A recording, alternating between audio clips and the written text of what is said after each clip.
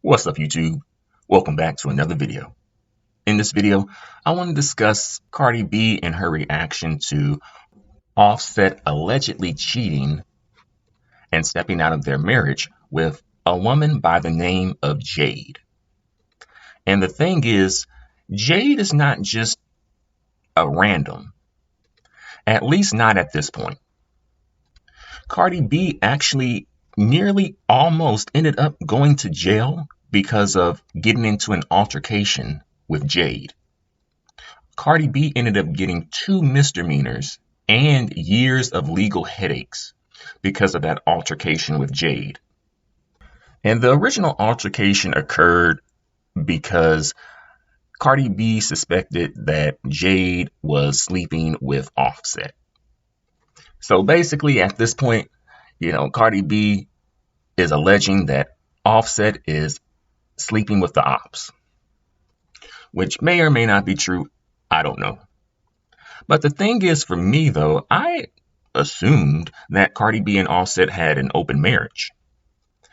I don't know if it was under the assumption or understanding that it was an open marriage for both of them or just for Offset. But I assumed that it was an open marriage. But perhaps still with an open marriage, there are some boundaries that have been established and should not have been crossed. So, of course, when Cardi B found out about this alleged situation, she took to the internet and shared her authentic reaction. That's a part of Cardi B's brand, being real, being authentic. That's why a lot of people like her and stand for her.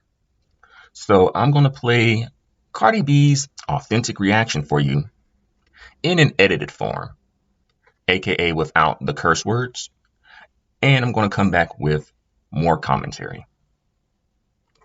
Talk to a mother play in your face over and over and over and over and over again, and she'll be like, watch what I'm about to do, watch what I'm about to say. And it's so fucking sad that I like to, this mother really like to play games with me when I'm at my most vulnerable time, when I'm not the most confident. He likes to play games with me because he knows I'm not an easy girl. He knows. Yesterday, I could have been out. I could have been chilling. I could have been this and that. He knows I'm in my house. He knows that I'm chilling. He knows I'm not doing the most. And I've really been sparing you. I've really been sparing you. You've been fucking feeling yourself, you bitch ass, because of your bitch ass album and shit. And you really been fucking doing me dirty after so many fucking years that I motherfucking helped you. Not even a fucking thank you that I got for your bitch ass. For your bitch ass. And it's so crazy that I gotta go to the internet because whenever I tell you something, you don't take seriously, and I'm so tired of it. So you guys heard that, and right now the entertainment blogs and outlets and news media are reporting that Cardi B, she is done with Offset, and of course time will tell with that because Cardi B has been down this road before. Kind of like that whole breakup to makeup type of thing. But it does look like, at least at the moment, that Offset has just left Cardi B for the next Exotical, the next preference. Or either Offset just really wants out of the marriage and he feels like, oh, this is what's going to send Cardi B over the edge and end the marriage. Even though she initially wanted to end the marriage a few years back, and then he came through and got on stage and she was performing and folks hooping and hollering like it's the best thing ever, whoop-de-whoop. And they, Cardi B didn't go through with filing or with the divorce. So I'm guessing at that point, Offset either wasn't done or either just wanted to waste more of Cardi B's time. So at this point, it seems like Cardi B is fed up. And the thing is, though, Cardi B has been ride or die. Cardi B has been by Offset's side through the thick and the thin, through the cheating, through him getting caught up in the court systems, through him losing his relative Takeoff, as well as other things we don't know about. So having all that in mind, my question is, what is the payoff for riding and dying. Well, hopefully Cardi B ain't dying over this. But she probably dying inside. But what's the payoff for riding and dying?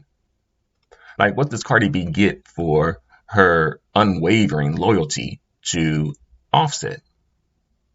And the answer to that is pretty much pain and heartache, resentment, broken and unfulfilled promises. And the thing is not that it's necessarily a bad quality to be loyal, but it is a bad quality and bad judgment to be loyal to people who don't reciprocate loyalty, and as well, people who don't seem to have any sort of morals or ethics in regards to the way that they behave, at least in relationships. And as well, Cardi B may have been one of those exotical preferences who thought that, hey, the way I look combined with my punani is going to keep them coming back to drink some of the Dasani. Especially, getting hyped up by some of these dudes who do sometimes make comparisons between their preferences and non-preferences and put the preferences on a pedestal in comparison. So she probably just ended up drinking the Kool-Aid. Let's be real.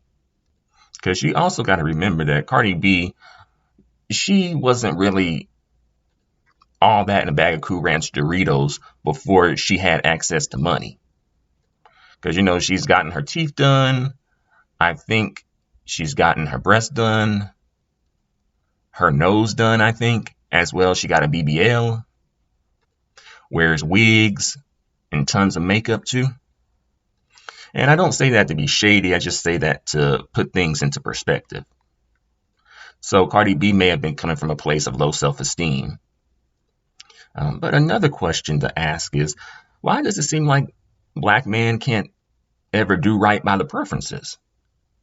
Because we've seen a similar situation come through with like Danny Lay and Iggy Azalea and Khloe Kardashian. Why does it never seem to work out? Are the preferences not preferencing? Are these dudes just no good?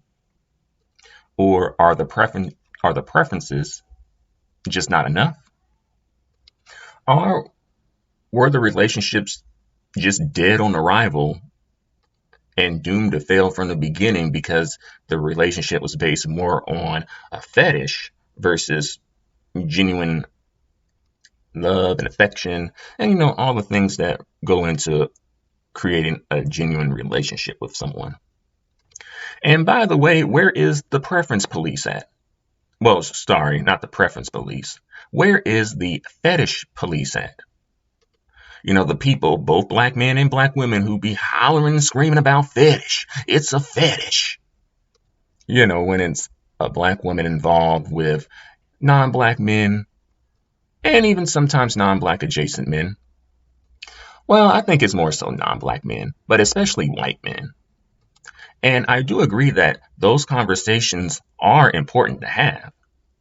But it seems like we want to skip over, black men and what they fetishize, and as well, also, black men being a fetish. I mean, y'all saw what happened just recently to Jonathan Majors. And I personally think that a lot of these people, both the males and the females, are kind of broken. And I know somebody's going to come through and be all like, well, probably a black woman, but especially, well, not especially, but black men too, and be like, well, shouldn't we fix them or try to fix them? And by them, they're referring to black men who are broken. And my question to that is like, who fixes broken black men? I know that people aren't expecting black women to fix broken black men, particularly broken black men who they have no relation to other than just happen to share the same racial classification. And I know somebody's going to make the argument that, well, when we fix black men, the whole community benefits. Well, that may be true, at least on some level. However, well, who puts in the work for that? Because if people are expecting black women to do it, then the thing is, that's the wrong expectation. People have to want to do that work on their own. Yeah, black women can help and play a supporting role if they so choose, but black women should not be trying to lead that charge. May I remind you, remember how people reacted to that black woman therapist who suggested and recommended that black men get some therapy. They doxed her and got her fired, both black men and black women. So even if black women tried their best to help black men, it's not going to work.